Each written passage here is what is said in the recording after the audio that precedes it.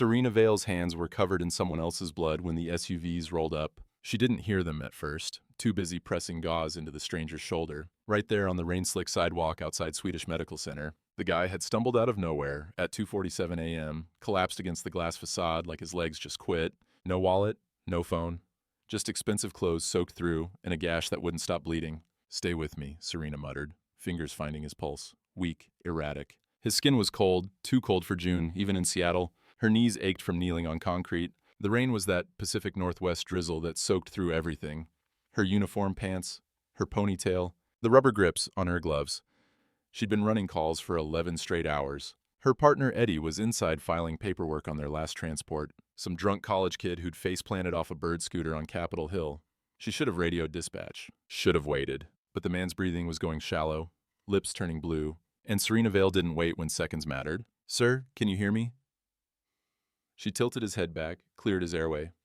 "I need you to tell me your name."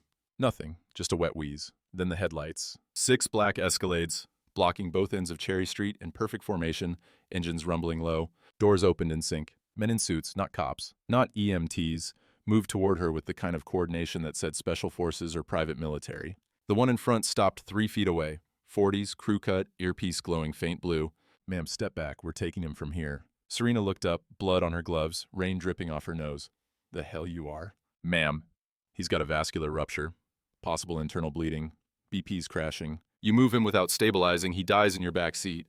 She pressed harder on the wound. The man under her hands flinched but didn't wake. "So unless one of you is a trauma surgeon, back up and let me work." Crew cut didn't blink. He pulled out his phone, said something fast and low. 10 seconds later, a woman in a white coat appeared from the third SUV, actual doctor, stethoscope around her neck, hands already gloved.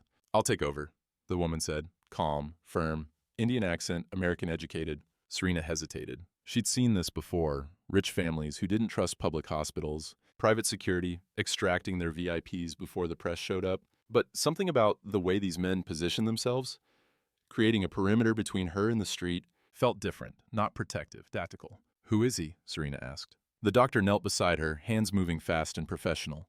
"Someone important, and you just saved his life." They worked in tandem for 90 seconds, stabilizing, securing the wound, prepping for transport. Then Crew Cut handed Serena a business card. Heavy stock, embossed lettering, no name. Just a phone number and one word, Crane. "We'll need you to come with us tomorrow," he said. "Compensation will be provided." "I don't want money."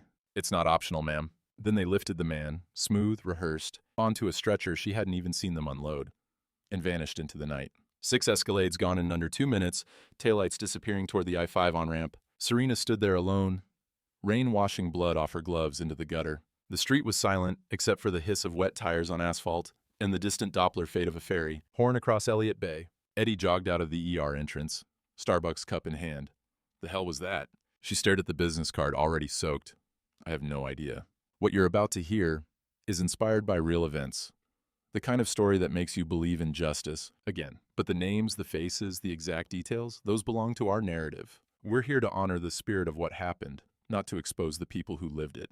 Now, back to Serena, because her night was about to get a whole lot stranger. She drove home to her 1-bedroom in Rainier Valley, $1,450 a month, window facing the alley, radiator that clanked all winter, stripped off her bloody uniform at 4:18 a.m., set her alarm for 8. But before it rang, she was awake. The rumble of engines, deep, multiple. Serena pulled back the curtain. 100 men in black suits stood in formation around her building, waiting. Serena yanked on jeans and a Seahawks hoodie, heart hammering against her ribs, phone in her fist with 911 already pulled up. Then she saw the woman at the front of the formation. Same doctor from last night, white coat swapped for a gray pantsuit. She held up both hands, palms out, not a threat. Serena cracked the window an inch. "What the hell is this?" "Ms. Vale, my name is Dr. Amara Singh. We met briefly. May I come up?" "How do you know where I live?" "The man you saved, his condition deteriorated overnight. We need your help." Singh's voice stayed level, professional. "Please." Serena looked past her at the wall of suits. 100 men, easy, stone-faced, hands clasped in front of them. Not cops, not feds, private security, every one of them armed under those jackets. Mrs. Tran cracked her door across the hall, eyes wide behind her bifocals. "Serena, you okay, hun?" "Yeah, Mrs. Tran, stay inside." Serena turned back to the window. "Send the doctor up, alone. Everyone else stays down there, or I call SPD." 2 minutes later, Dr. Singh was sitting on Serena's IKEA couch, hands folded in her lap, refusing the coffee Serena didn't offer anyway. His name is Alistair Crane, Singh said quietly. You won't have heard of him. He avoids the press. He has Ehlers-Danlos syndrome. Connective tissue disorder. Last night wasn't the first rupture. Won't be the last. Serena crossed her arms, stayed standing. So take him to Swedish. They've got the best vascular team on the West Coast. He can't. Can't or won't? Singh's jaw tightened. Both. If word gets out that he's medically unstable, his company's stock tanks, investors panic, and a healthcare project he's been building for 5 years collapses. Hundreds of thousands of people lose access to care they desperately need. That's not my problem. It is if you care about people like your brother. The air left Serena's lungs. Her fists clenched. Excuse me? Singh didn't flinch. Marcus Vale, 17 years old, died of septic shock in March 2022 after waiting 6 hours in a public ER, understaffed, underfunded. You became a medic because of him. She leaned forward. Alistair Crane is building free diagnostic clinics in neighborhoods like this one, places where kids like Marcus don't have to wait. And Alistair Crane is trying to make sure no other sister loses a brother in a waiting room. Last night, you saved the man who's trying to fix the system that killed your brother. And right now, he's bleeding out because the only person who's ever stabilized his condition in the field is you. Serena's nails bit into her palms. You had no right digging into my life. You're right, I didn't. Singh stood, smoothed her jacket. But I'm asking anyway. 3 days, maybe 4. We'll pay you $10,000 per day, cover all expenses, you'll have full medical authority. If you want to leave at any point, you leave. No questions. And if I say no? Singh walked to the door, paused with her hand on the knob. Then Alistair Crane dies by Friday. And the Sentinel Network, the clinic project, dies with him, along with everyone it could have saved. Serena stared at the water stain on her ceiling, the one she'd been meaning to fix for 8 months. 40 grand would clear her student loans. But that wasn't why her hands were shaking. She thought of Marcus, the waiting room fluorescence, the way his hand went cold in hers, the nurse who finally came at hour 6 saying, I'm so sorry. I need to grab my gear, Serena said, and I'm taking my own car. Singh almost smiled. We'll escort you. 20 minutes later, Serena was driving her 2009 Civic, 180,000 miles, check engine light on, duct tape holding the passenger mirror, up the winding private road to Magnolia Bluff. 6 black Escalades flanked her in formation. The road climbed through stands of Douglas fir and cedar, past gates with keypads and intercoms, houses set so far back you couldn't see them from the street. This was where Seattle's tech money hid from Seattle. 12-foot hedges, silence so thick you could hear eagles overhead. Her Civic's engine rattled. One of the Escalades pulled closer, like it was embarrassed for her. Then the road opened up. Alistair Crane's estate perched on the bluff's edge. All glass and steel, clean modern lines, floor-to-ceiling windows, overlooking Puget Sound and the Olympic Mountains beyond. Solar panels on the roof. No ostentation, just quiet, terrifying wealth. A man in a suit opened her car door before she could cut the engine. He's asking for you, ma'am. His voice was tight, urgent. Vitals are dropping. Please hurry. The medical suite was bigger than Serena's entire apartment. Floor-to-ceiling windows overlooking Puget Sound. Morning light cutting across the water in silver sheets. State-of-the-art monitors, the kind she'd only seen in Level 1 trauma centers. Philips IntelliView systems with full hemodynamic displays. A hospital bed disguised as furniture. White linens, clean lines. And equipment that probably cost more than she'd make in 5 years. Portable ultrasound, infusion pumps, a crash cart tucked discreetly in the corner. In the center of it all, Alistair Crane. Pale as death, hooked to an IV, chest rising and falling too fast, too shallow. Dr. Singh was already at his side, fingers on the monitor screen. BP's 88/60 and dropping. He tore the sutures we placed at 3 a.m. Internal bleeding, likely the subclavian artery you patched last night. Serena dropped her bag, hands already moving. How long's he been like this? 30 minutes, we've tried. Then get out of my way. Singh stepped back. Serena didn't think. Her hands knew the rhythm. Check airway, check breathing, check circulation. Start a second IV line, 16 gauge in the left antecubital.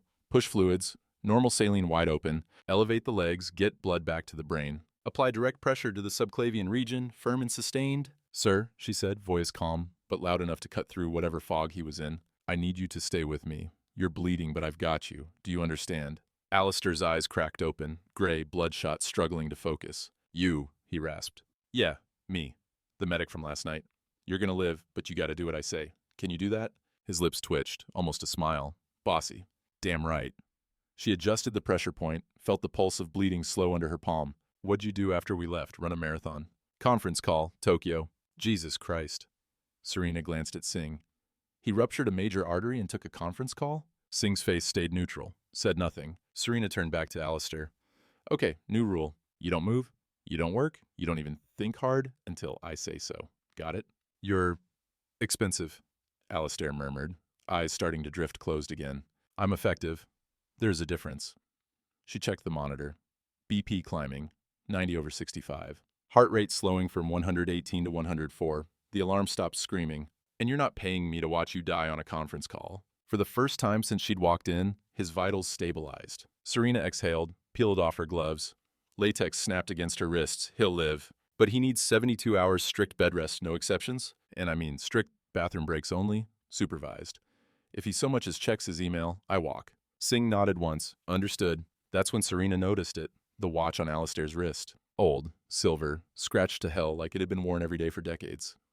But the hands were frozen. Stopped at 4:17. Your watch is broken, she said. Alistair's eyes followed hers down to his wrist. His jaw tightened. I know. Why wear it? He didn't answer, just closed his eyes, turned his head toward the window where a ferry was crossing the Sound, small and white against the blue. Singh gestured toward the door. There's a guest room across the hall. Shower, fresh clothes, anything you need. We'll monitor him in shifts. Serena didn't move. She was staring at the papers scattered on the bedside table. Architectural blueprints, medical equipment schematics, budget projections dense with numbers. A logo in the corner, Sentinel Network. What is this? She asked. Alistair's voice was quiet, barely above a whisper. A promise I made to my mother.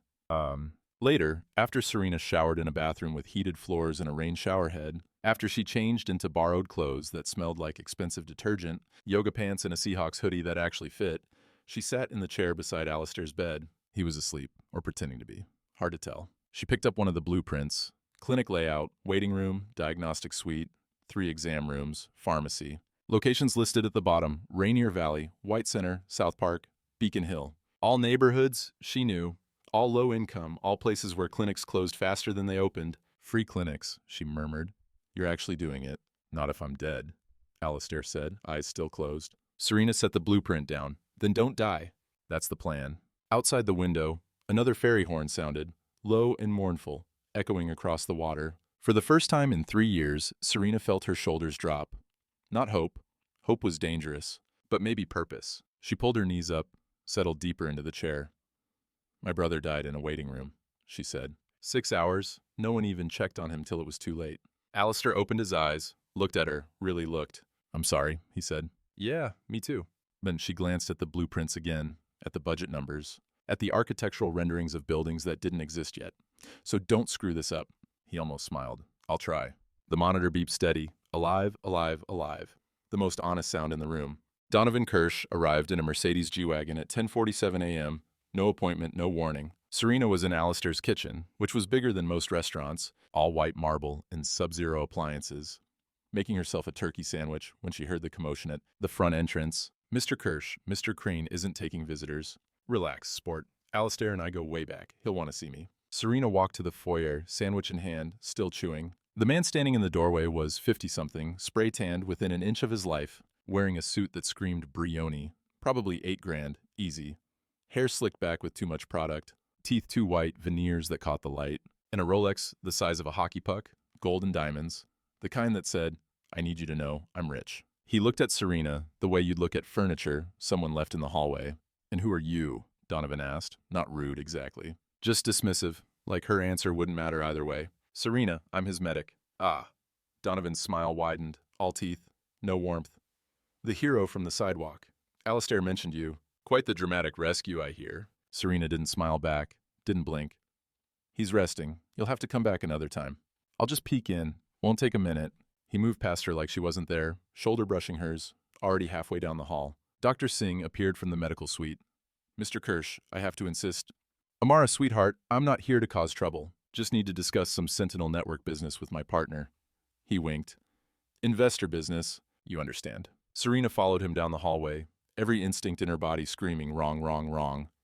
Donovan knocked once on Alistair's door, then opened it without waiting. Alistair, you look like hell, buddy. Alistair was sitting up in bed, laptop balanced on his knees despite Serena's explicit orders. He looked exhausted. Dark circles, pale skin, the IV still taped to his arm. But his eyes sharpened the moment Donovan walked in. Donovan, I wasn't expecting you. I know, but when I heard you had a medical scare, I had to check in. We're partners. right? Donovan sat in the chair beside the bed, Serena's chair, the one she'd been sleeping in for 2 nights. So what's the prognosis? You gonna live? I'm fine. Good, good, because we've got the city council meeting in 3 weeks, and I need you sharp. Donovan leaned back, crossed one leg over the other like he owned the place. The Sentinel Network's first location is set to open in Rainier Valley next month, and the optics are... He kissed his fingertips. Chef's kiss. Billionaire philanthropist saves the poor. Press is gonna eat it up. Serena's jaw tightened, her fingers curled into fists. Alistair's voice stayed level, controlled. The project isn't about optics. Of course not. Of course not. But you gotta admit, free clinics for the underserved? It's brilliant PR. Donovan pulled out his phone, started scrolling. I've already got 3 venture firms interested in scaling the model nationally. We're talking a $2 billion valuation once we transition to a subscription-based... We're not scaling for profit, Donovan. Donovan laughed. Not a real laugh. A boardroom laugh. Hollow and performative. Alistair, come on. You can't run a nationwide healthcare initiative on charity alone. At some point, you gotta monetize. Subscription model, $49.99 a month. Premium diagnostic services for... No. The room went cold. The monitor beeped. Once, twice. Donovan's smile didn't waver, but something shifted behind his eyes. We'll talk about it later, when you're feeling better. He stood, adjusted his cufflinks. Gold, monogrammed. Oh, and Alistair? I'm gonna need access to the full Sentinel code base. My team wants to run some efficiency audits before we pitch investors. The code isn't for sale. I'm not buying it, buddy. I'm advising. That's what partners do. He clapped Alistair on the shoulder. Too hard, too familiar, the kind of touch that establishes dominance. Rest up, champ. We'll circle back next week. He walked out, brushing past Serena in the doorway without a glance, cologne trailing behind him like a chemical weapon. Serena waited until the front door closed, until the G-Wagon's engine growled to life and faded down the private road. Then she walked into Alistair's room. Who the hell was that? Alistair closed the laptop, set it aside. A mistake. He called your patients the poor like they were a tax write-off. I know. And he wants to charge $50 a month for free clinics. I know. Serena crossed her arms, stayed standing. So why is he your partner? Alistair looked out the window at the water, at the ferries crawling across the Sound. Because 18 months ago, I needed $200 million to build the infrastructure. Banks wouldn't touch it. Too risky, no profit model. Donovan was the only one who said yes. And now? Now I'm realizing he never cared about the mission, just the ROI. Serena sat on the edge of the bed, close enough that he had to look at her. Then cut him out. It's not that simple. He owns 40%. Yeah, watch me make it simple. That night, Serena couldn't sleep. She pulled out her phone, Googled Donovan Kirsch Apex Meridian Capital. The first result was a Forbes article from 2019, how Apex Meridian turned struggling hospitals into gold mines, then shut them down. She scrolled, saw the names: Spokane Community Health Network, San Bernardino Clinic Collective, Detroit Family Care. One name jumped out: Spokane Community Health.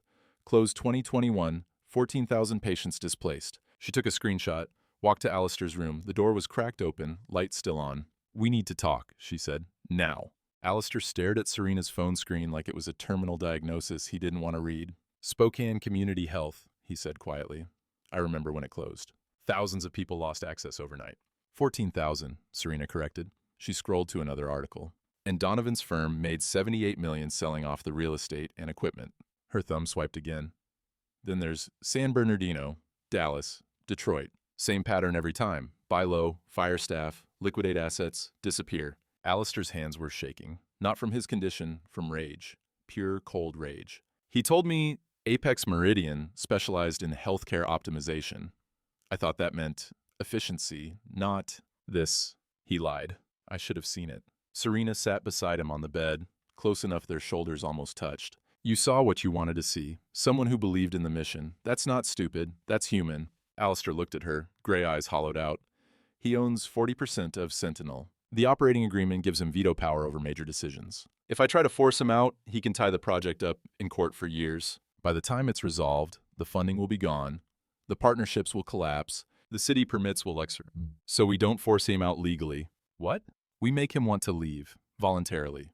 Serena leaned forward, elbows on her knees. Men like Donovan don't care about right or wrong. They care about exposure, reputation. If we can prove he's sabotaging Sentinel to flip it for profit, the press will destroy him. Investors will run. He'll bail to save his own ass. Alistair shook his head. We'd need evidence, internal communications, financial records, proof of intent. Then we get them. Serena, this isn't... I'm not asking permission. She stood, grabbed her jacket off the chair. You said the city council meeting is in 3 weeks. That's when Donovan plans to pitch his scaled model, right? We've got 3 weeks to bury him. I'm in. Question is, are you? Alistair stared at her. Then slowly, he smiled. First real smile she'd seen from him. You're terrifying, I've been told. Legal disclaimer. Number 2, embedded naturally. Over the next 2 weeks, Serena and Alistair built a case that would expose an empire of greed. The evidence was real, public records, documented communications, the kind of paper trail that doesn't lie. But the names in this story changed. The faces reimagined. Because this isn't about revenge, it's about the lesson. And the lesson is this: karma always collects. Now watch how. Day 7, Serena was back in Rainier Valley, her medic shift at Swedish starting in an hour. But first, she had a stop to make. Nia Grant opened the door on the second knock, still in her scrubs from the night shift at Harborview. Serena, it's 6 a.m. What are you— I know, sorry. Is Isaiah up? He's getting ready for school. Why? Serena lowered her voice. I need to ask him something about the clinic that closed in 2021, the one on MLK. Nia's face darkened. Lines appeared around her mouth, the kind that came from years of caring too much. That place saved Isaiah's life when he was 10, diagnosed as sickle cell before it got bad. Then one day, just gone, said they were restructuring, and we had to drive to Tacoma for his appointments after that. 40 minutes each way, and I worked 2 jobs. She stopped, swallowed. Why are you asking? Because the man who shut that clinic down is trying to do the same thing to a new project, and I'm trying to stop him. Nia studied her face, then stepped aside. Come in. Isaiah was in the kitchen, eating Honey Nut Cheerios, backpack already on. 14 years old, tall for his age, wearing a Rainier Beach high hoodie with a bullet hole logo on the chest. School mascot, not gang affiliation. Serena, he grinned, spoon halfway to his mouth. You working tonight? I got a chemistry test I might fail. Figured I could stress-eat pho with you after. She sat across from him at the table. The same scratched formica her own mom had in their kitchen growing up. Isaiah, I need a favor. And it's going to sound weird.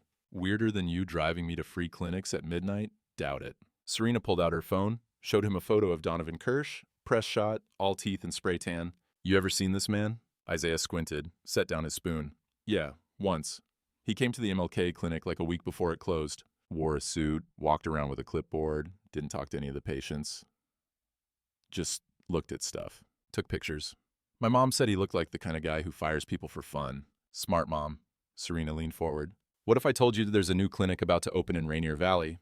Free diagnostic services, no insurance required, run by people who actually give a damn. And this guy's trying to kill it? Isaiah's jaw tightened. His fingers curled around the spoon handle. For real? For real. What do you need me to do? Serena told him. Nia stood in the doorway, arms crossed, listening to every word. When Serena finished, Nia said, You're asking my son to testify against a billionaire. I'm asking him to tell the truth about what happened when that clinic closed, what it cost your family, what it cost this neighborhood. Serena looked at Isaiah, then at Nia. But yeah, it's dangerous. Donovan's got lawyers, PR teams, money. If you say no, I understand. Nia looked at her son. Baby, it's your choice. Isaiah didn't hesitate. I'm in. Serena got a text from Dr. Singh as she walked back to her car. Donovan requested full access to Sentinel's patient intake database. Alistair refused. Donovan sent a legal notice. We have 72 hours to comply or face breach of contract lawsuit. Call me. She didn't call. She drove straight back to Magnolia. Time to go to war. The headline hit at 9:13 a.m. on a Tuesday. Tech billionaire Alistair Crane battles secret illness. Partners question leadership of $200 million. Healthcare initiative. Serena saw it on her phone between calls, sitting in the back of the medic unit outside a Walgreens on Broadway. Her stomach dropped. By noon, every news site in Seattle had picked it up. By 2 p.m., it was national. Vanity Fair. The reclusive billionaire who might be too sick to save healthcare. Forbes. Is Alistair Crane hiding a terminal diagnosis? TechCrunch. Sentinel Network investors demand independent medical review. She called Alistair, no answer. Called Singh, voicemail. She clocked out early, drove straight to Magnolia, her Civic's engine rattling the whole way up the hill. The estate was under siege. News vans lined the private road, satellite dishes pointed at the sky, cameras, reporters shouting questions at the security gate, voices overlapping into meaningless noise. A helicopter circling overhead, rotors beating loud. Serena flashed her medic ID at the gate guard. Let me through. He hesitated, hand on his radio. Ma'am, Mr. Crane isn't— I said let me through. He opened the gate. She found Alistair in his office, sitting in the dark. No lights, no laptop, just him, staring at the wall like it held answers. The broken watch sat on the desk in front of him, hands frozen at 4:17. "They know," he said, voice hollow, emptied out. "My condition, my mother, everything." Serena closed the door behind her, flipped the lock. Donovan leaked it. "Of course he did." Alistair laughed, bitter, broken. "I should have seen it coming." He needed leverage, so he weaponized the one thing I've spent 18 years hiding. "Alistair, do you know what happens now?" He picked up the watch, turned it over in his hands. "The board will demand my resignation. The investors will pull funding. Sentinel dies before it even opens. And my mother," his voice cracked. "She died, waiting for help that never came. I really thought, I could build something that would make sure no one else's mother died that way. But I can't even keep my own body from falling apart. What kind of legacy is that?" Serena walked over, took the watch from his hands, held it. The metal was cold, scratched, real. "Your mom wore this every day?" He nodded. "And she worked 3 jobs, cleaned office buildings at 4 a.m.? "Yes." "Then let me tell you what she'd say if she were standing here right now." Serena's voice was sharp, cutting through the dark. "She'd tell you to stop feeling sorry for yourself. She'd tell you that quitting because some asshole in a suit called you weak is an insult to every hour she spent scrubbing floors so you could eat. She'd tell you that the only way you dishonor her memory is by letting Donovan Kirsch win." Alistair looked up at her, eyes red-rimmed, exhausted. "I'm tired, Serena." "I know, but tired isn't dead. And you don't get to quit when there's a 14-year-old kid in Rainier Valley who's counting on your clinic to keep him alive." She set the watch back on the desk with a soft click.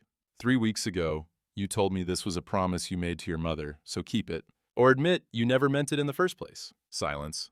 The helicopter overhead, the distant shouts of reporters. Then Alistair stood, slow, shaky, but standing. "What do we do?" Serena smiled, cold, predatory. "We go to war." That night, Serena drafted an email on her laptop, sitting at Alistair's kitchen island, drinking coffee that cost more per pound than her car payment. To Seattle City Council, all members. CC, every local news outlet in King County. Subject, the truth about Donovan Kirsch and Apex Meridian Capital. Body. Attached are documents obtained through public records requests showing the systematic destruction of healthcare access by Apex Meridian Capital over the past decade.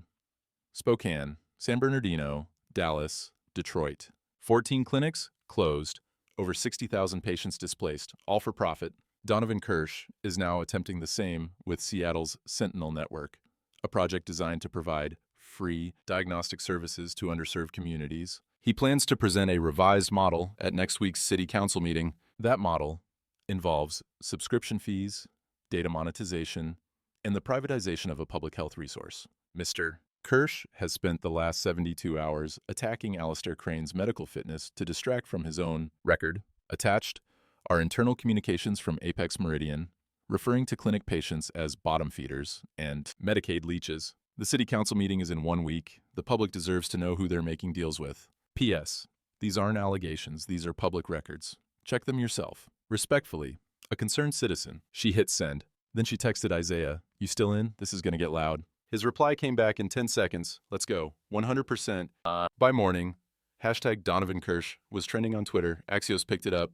Then the New York Times. Donovan's PR team issued a statement denying everything, calling it a coordinated smear campaign by a disgraced businessman. Then Donovan made a mistake. He agreed to a live interview on KOMO 4 News, and Serena was going to be watching. The interview aired at 6 p.m. on KOMO 4 News. Serena watched from her apartment, phone propped on the coffee table, screen recording already running. Eddie sat beside her on the couch, bag of Doritos between them. Donovan sat across from anchor Megan Hayes in his usual armor, Brioni suit, navy power tie, smile that probably cost 10 grand in dental work. But Serena could see it in the way his hands gripped the armrests, the tension in his jaw. He was bleeding. "Mr. Kirsch, thank you for joining us. There's been significant discussion this week about your firm's involvement in Seattle's Sentinel Network project. Can you address the allegations that Apex Meridian Capital has a history of dismantling community healthcare systems for profit?" Donovan chuckled, leaned back like this was all beneath him. "Megan, let me be clear. Those allegations are completely fabricated. They're part of a smear campaign orchestrated by individuals who don't understand how modern healthcare investment works. The documents show 14 clinic closures across 4 states. Restructuring, not closures. We optimize underperforming assets to create sustainable models. That's business, not sabotage." Megan leaned forward, pen tapping her notepad.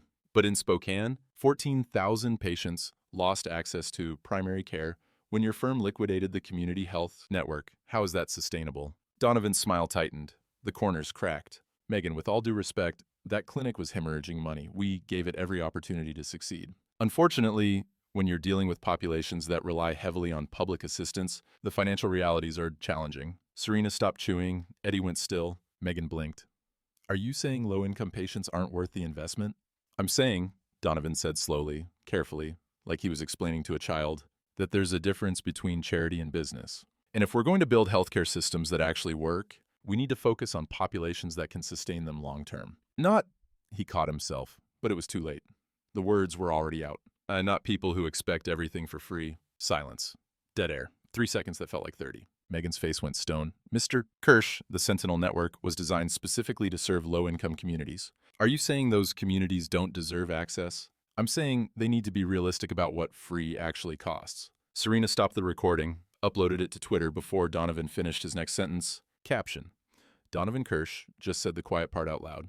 Hashtag Sentinel Network, hashtag Healthcare for All. Within 20 minutes, 50,000 views. By 7 p.m., 200,000. By 9 p.m., national news outlets were running the clip and loop. Alistair called at 10:03 p.m., voice sharper than she'd ever heard it. Did you see it?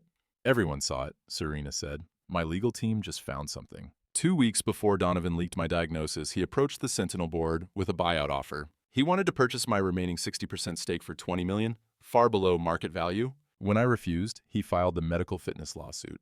He tried to steal the company. Not steal, acquire, but yes. Papers rustled on his end. We have emails. His lawyers discussed leveraging health concerns to force a sale.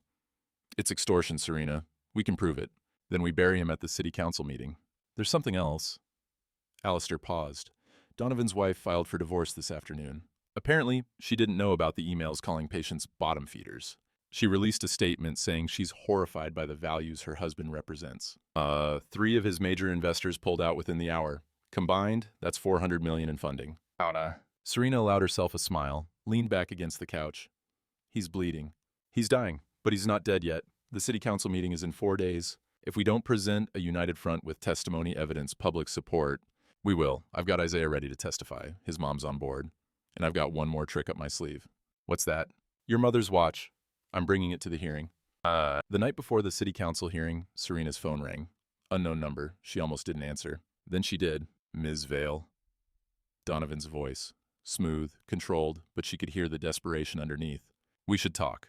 I'd like to make you an offer. Not interested. You haven't heard the number yet. He laughed. Forced, brittle.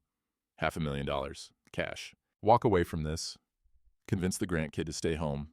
And I'll write you a check tomorrow. No strings. No questions asked. Serena sat up, putting him on speaker so Eddie could hear. You think I can be bought? Everyone can be bought, Ms. Vale. It's just a matter of finding the right price. His voice dropped, intimate, like they were conspirators. You're a paramedic making $45,000 a year. $500,000 changes your life? You could go back to school, buy a house, never worry about money again. All you have to do is nothing. You know what's funny? Serena said. You still don't get it. You think we're the same. You think everyone's just playing the game, waiting for their turn to cash out, aren't they? No, Donovan. Some people actually give a damn. She hung up. Eddie stared at her. Holy shit, you just turned down $500,000. Yeah, you're insane. Probably. She stood, grabbed her jacket. Come on, we've got a hearing to prep for. This is the moment I told you about at the beginning. The twist you didn't see coming. Because what happens next at that city council meeting? It's not just a win, it's a public execution. Keep watching. Seattle City Hall, council chambers, 2 p.m. The room was packed. Every seat filled, people standing along the back wall, cameras lining the perimeter, reporters with notepads and recorders, that electric buzz of something big about to happen. Donovan Kirsch sat at the front table, flanked by 2 lawyers in matching charcoal suits. His presentation was already queued up on the projector, glossy slides, professional fonts, stock photos of smiling, diverse families that came from a Getty Images search. Alistair sat across from him, pale but steady. Dr. Singh on his right, Serena on his left. Isaiah Grant sat 3 rows back with his mom, Nia. He was wearing a button-down shirt, too big, probably borrowed from a cousin, and kept glancing at Serena. She gave him a small nod. You've got this. Council President Marcus Holloway banged the gavel. We're here today to discuss the proposed Sentinel Network healthcare initiative and concerns raised about its leadership and financial structure. Mr. Kirsch, you have the floor. Donovan stood, smiled at the room like he was about to sell them a timeshare in Maui. Thank you, President Holloway. Members of the council, distinguished guests, today I'm here to present a vision for sustainable, accessible healthcare in Seattle. He clicked to the first slide. Sentinel 2.0, affordable care for all. The original Sentinel model, free diagnostic services, is admirable but unrealistic. To serve the community long-term, we need financial sustainability. Our revised model introduces a tiered subscription system. $29.99 for basic services, $49.99 for premium diagnostics, $99.99 for family plans. Murmurs rippled through the room. Someone in the back said bullshit loud enough to carry. Now, I know what you're thinking. Isn't this supposed to be free? And yes, free is a beautiful idea. But ideas don't pay for MRI machines, staff salaries, facility maintenance. What we're proposing is affordable care, care that works for everyone. He clicked again. Bar graph. Projected revenue, $180 million in year one. This isn't about profit. It's about sustainability. And with Apex Meridian's expertise in healthcare optimization, we can scale Sentinel nationwide. Seattle becomes the model, and Mr. Crane gets the legacy he deserves. Donovan sat down, looking satisfied, adjusted his cufflinks. Alistair stood. President Holloway, members of the council, I built Sentinel to honor a promise I made to my mother. Elena Crane worked 3 jobs and died because she couldn't afford a $200 diagnostic test. The project Mr. Kirsch just described isn't Sentinel. It's a subscription service with my mother's name on it. His voice was quiet, but it cut through the room. I don't care about profit. I care about the kid in Rainier Valley whose mom can't afford to miss a shift to sit in a waiting room. I care about the grandmother in White Center who skips her medications because she's choosing between rent and health. Those people don't need affordable, they need free. And that's what I built. He sat down. No applause, just silence. The kind that meant people were listening. Holloway glanced at his notes. We have one more testimony scheduled. Isaiah Grant? Isaiah stood, walked to the microphone. His hands were shaking. My name is Isaiah Grant. I'm 14. I have sickle cell anemia. The room went silent. Cameras zoomed in.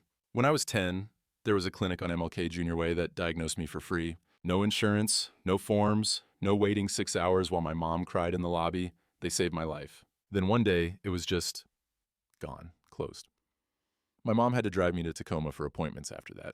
40 minutes each way. She missed work, lost hours, almost lost her job. He looked directly at Donovan. I saw you once, at the clinic right before it closed. You walked around with a clipboard, didn't talk to anyone, just looked at stuff, took pictures, like we were furniture. Donovan's jaw tightened. His lawyers whispered something.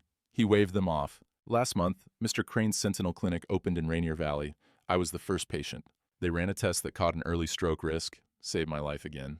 You know what they charged me? Nothing. No $29.99. No subscription. Nothing. Isaiah's voice cracked. So when you say poor people need to be realistic about what free costs, I'm one of those people. And I'm standing here because someone decided I was worth saving.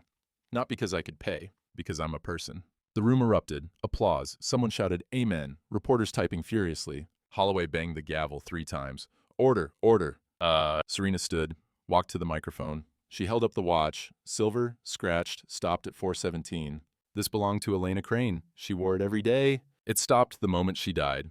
Alone, on a dirty office floor at 4 a.m., waiting for help that never came. Serena's voice was steady, clear, unflinching. Mr. Kirsch, you called people like her bottom feeders. You tried to turn her son's promise into a profit margin, and now you're sitting here pretending you care about sustainability. She set the watch on the table in front of Donovan with a soft click. That's what free costs: a mother's life, a brother's life, a kid's future, and you want to charge $49.99 for it. Cameras flashed. The room held its breath. Donovan said nothing, just stared at the watch. Holloway cleared his throat. Mr. Kirsch, before we vote, would you like to respond? Donovan stood, face red, tie slightly crooked. This is slander. My lawyers will. A council member, Patricia Chen, District 2, interrupted. Mr. Kirsch, we've received over 4,000 emails from Seattle residents in the past 48 hours. 97% oppose your revised model. The vote is clear. She looked at Holloway. He nodded. Sentinel Network will remain a free nonprofit healthcare initiative. Your firm's partnership is hereby terminated, effective immediately. Donovan's mouth opened, closed. He grabbed his briefcase, didn't look at anyone, and walked out. Cameras followed him every step. The headlines wrote themselves. Day 1, Seattle Times.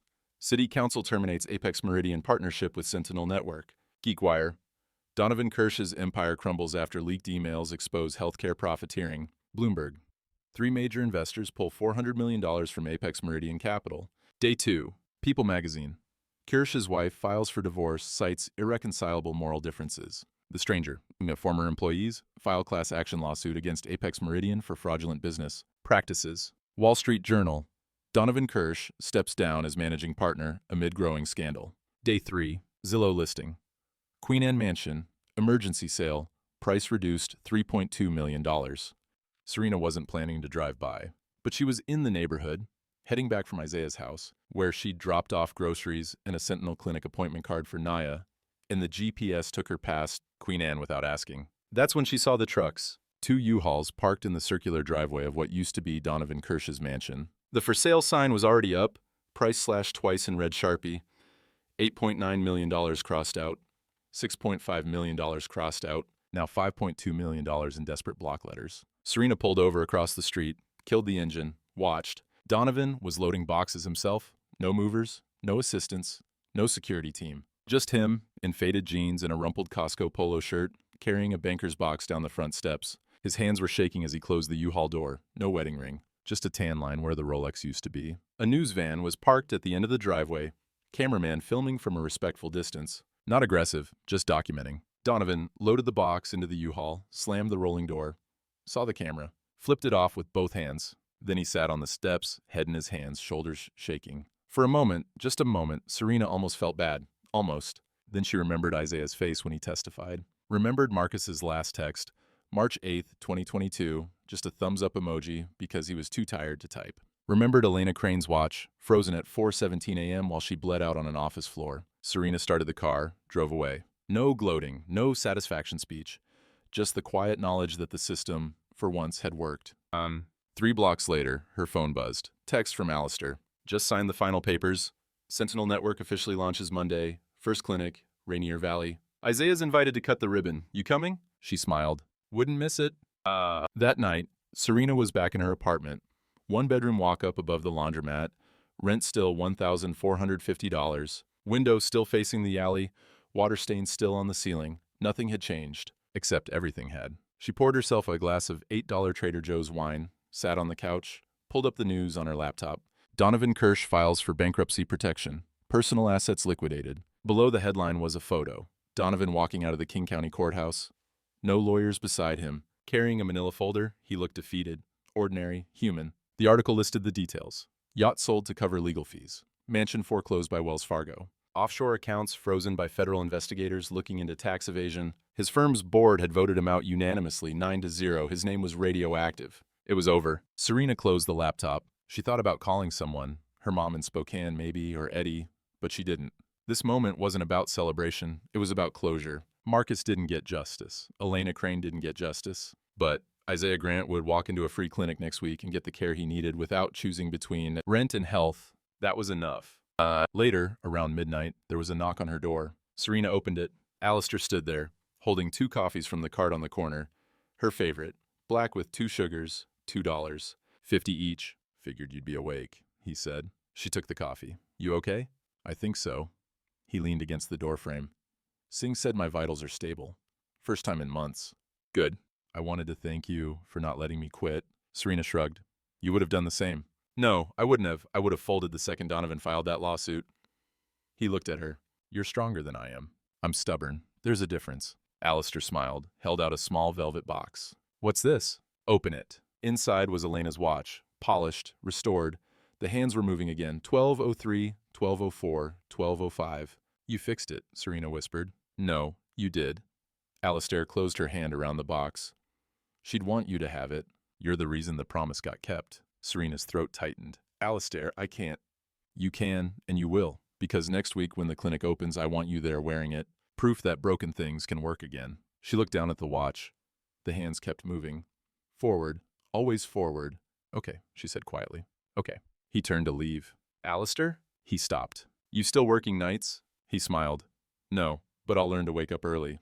The morning was Seattle perfect.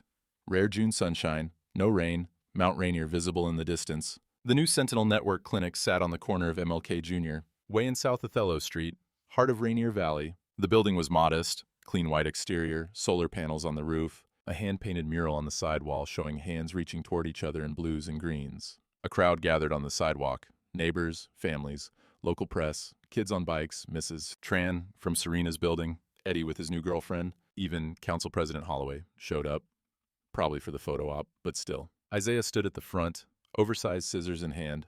Grinning so wide Serena thought his face might split. Nia squeezed his shoulder. You ready, baby? Born ready? Alistair stepped up to the microphone, looking better than he had in months. No suit, just jeans and a Sentinel Network polo.